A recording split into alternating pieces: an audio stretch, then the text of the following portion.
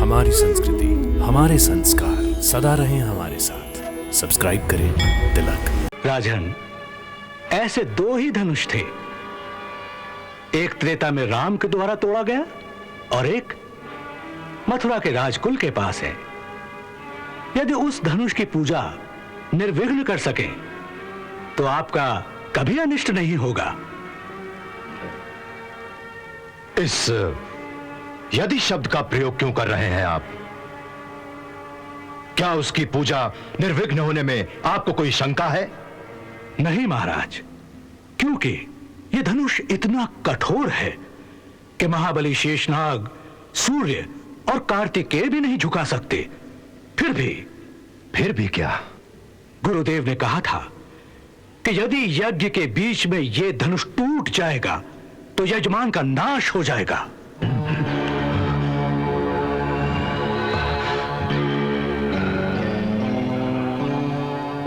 परंतु उन्होंने यह भी कहा था कि नारायण के सिवा इस धनुष को कोई नहीं तोड़ सकेगा।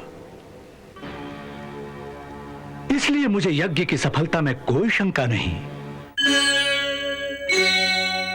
राजन, आप महेश्वर का यज्ञ करो जो समस्त अरिष्टों का नाश करने वाला है। इस महेश्वर याग का नाम है धनुर्यज्ञ। भगवान भूतनाथ के दिए हुए धनुष की पूजा द्वारा यह यज्ञ संपन्न होता है, जो दुस्वप्नों का विनाश तथा शत्रु भय का निवारण करता है। इस यज्ञ के आध्यात्मिक, आधिदैविक और उत्कट आदि भौतिक, इन तीन प्रकार के उत्पातों का खंडन होता है।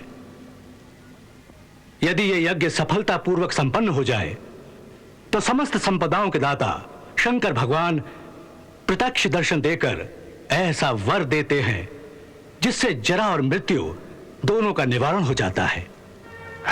शंकर का दिया हुआ धनुष, पर वो है कहां? आपको शायद ज्ञात नहीं, अथवा महाराज उग्रसेन ने नहीं बताया होगा कि वो धनुष कई पीढ़ियों से मथुरा के राजकुल के पास है। वो आपको गुप्त कोश में मिलेगा। पूर्व काल में वो महान पाशुपत धनुष नंदीश्वर को स्वयं पशुपतिनाथ से प्राप्त हुआ था। फिर उन्होंने एक समय पुष्कर तीर्थ में वो धनुष परशुराम जी को प्रदान किया था। कृपा निधान परशुराम जी ने उसे इस राजकुल के पूर्वजों को दिया था।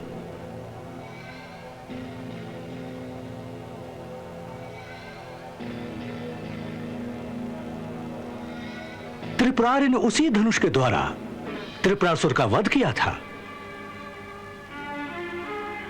राजन, ऐसे दो ही धनुष थे, एक त्रेता में राम के द्वारा तोड़ा गया और एक मथुरा के राजकुल के पास है। यदि उस धनुष की पूजा निर्विघ्न कर सके तो आपका कभी अनिष्ट नहीं होगा। इस यदि शब्द का प्रयोग क्यों कर रहे हैं आप? क्या उसकी पूजा निर्विघ्न होने में आपको कोई शंका है? नहीं महाराज, क्योंकि यह धनुष इतना कठोर है कि महाबली शेषनाग, सूर्य और कार्तिकेय भी नहीं झुका सकते। फिर भी क्या? गुरुदेव ने कहा था कि यदि यज्ञ के बीच में यह धनुष टूट जाएगा तो यजमान का नाश हो जाएगा।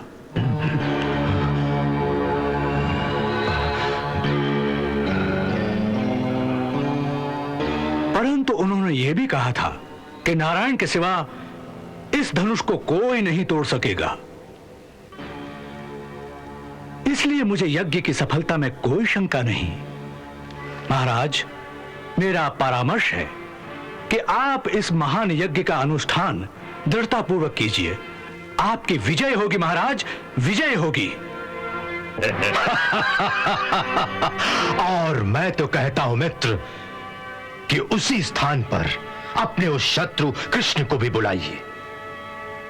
एक ही स्थान और एक ही समय पर दोनों कार्य सिद्ध हो जाएंगे। आपकी वर सिद्धि और शत्रु की मृत्यु। परंतु उसे किस बहाने से बुलाएंगे? यज्ञ के बहाने।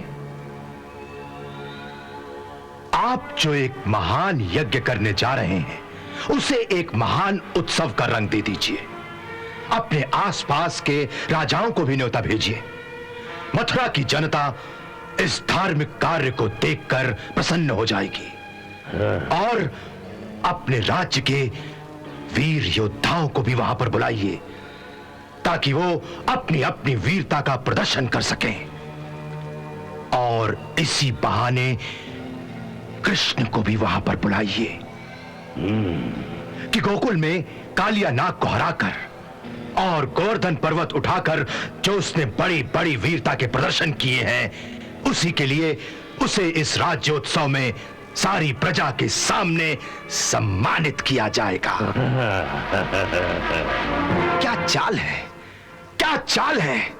बस एक बार वो हमारे इस जाल में स्वयं आ जाए तो उत्सव के द्वार पर खड़ा हुआ आपका हाथी कवलिया पीड़ उसे कुचल देगा। अथवा हम उसे अखाड़े में मल्ल युद्ध के लिए चुनौती देंगे और मल्ल युद्ध में हमारे पहलवान उसके शरीर के खंड खंड कर देंगे। ये हुई चाल। एक बार वो स्वयं हमारे सामने आ जाए तो हमारी खड़ग का एक ही बार उसका शीश धड़ से अलग कर देगा।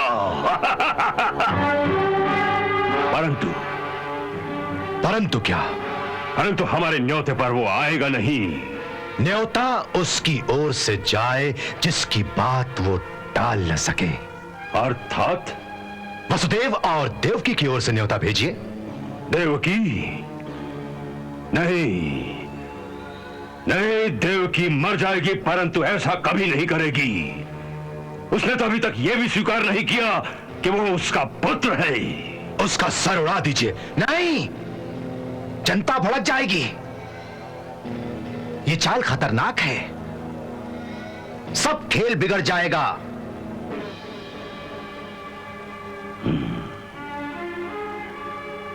मेरे विचार में तो केवल एक पुरुष है जो यह कार्य सिद्ध कर सकता है। कौन? अक्रूर। अक्रूर? हाँ महाराज, वो यादव कुल का एक शक्तिशाली सरदार है और वो उन सब में समझदार है और सब उसकी बात मानते हैं। यदि उसे भेद नीति के द्वारा कोई बड़ा प्रलोभन देकर तोड़ा जा सके तो यह कार्य बड़ी सहजता से हो सकता है। जरूर यह संभव है। हाँ, वो सच्चा राजभक्त है। तुम्हें याद नहीं, उसी ने भरे दरबार में हमारे सामने तलवार खड़ी कर दी थी। और वो महाराज शूरसेन को ही अपना स्वामी मानता है और अपने स्वामी से वो कभी भी द्रोह नहीं करेगा, चाहे उसे कितना ही प्रलोभन दिया जाए। महाराज, लोभ तो हर प्राणी में होता है, अंतर केवल मात्रा का है। उसे ऐसा प्रलोभन दिया जाए जिसे वो इनकार ही न कर सके। उसे हमारे अधीन राज्यों में से किसी एक देश का राज्य दे दीजिए।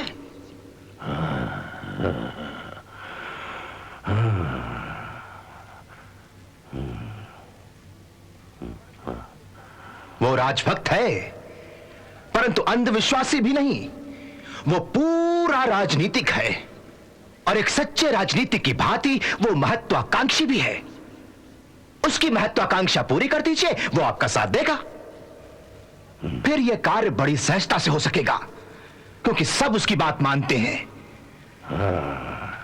और मेरे गुप्तचरों की सूचना के अनुसार कुछ दिन पहले ही वो गोकुल गया था कृष्ण से मिलने। वही उसे बहला फुसलाकर यहां ला सकता है। और यदि वो ना माना तो, यदि भेद नीति से काम ना चले तो दंड नीति का प्रयोग किया जाएगा।